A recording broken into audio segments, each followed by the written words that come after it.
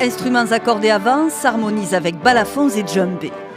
Un ensemble symphonique unique en Côte d'Ivoire. La majorité de ces jeunes musiciens n'avaient auparavant ni vu ni touché un instrument de musique classique.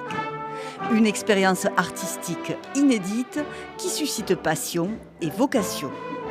Je vais être musicienne professionnelle parce que l'orchestre m'a changé ma vie. J'arrive, l'orchestre est chose importante pour nous. Ça nous aide à bien nous organiser, bien nous tolérer et bien nous comporter en discipline. Cet orchestre philharmonique a pris racine à Odiéné, une ville en zone rurale au nord-ouest du pays. Une initiative créée et financée personnellement par le ministre ivoirien de l'Emploi et de la Protection sociale, inspirée du modèle vénézuélien El Sistema. Objectif, accompagner en musique des enfants de milieux défavorisés.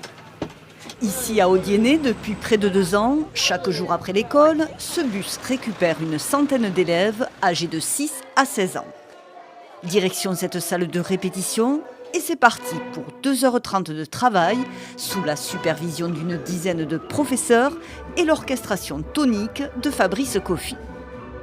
Et votre main gauche doit être un peu calée sur ça. On fait le chemin inverse de ce qu'un orchestre traditionnel fait.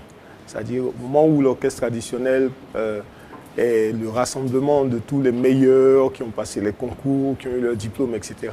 Ici, l'orchestre d'Odiéné, l'orchestre philharmonique des enfants d'Odiéné a commencé par l'arrivée. C'est-à-dire on les rassemble d'abord en orchestre et c'est là qu'ils découvrent les instruments, la technique de jeu, le solfège, la musique et tout. Un souffle d'air pour les jeunes de cette région agricole, souvent contraints de travailler au champ ou sur les marchés pour aider leurs parents.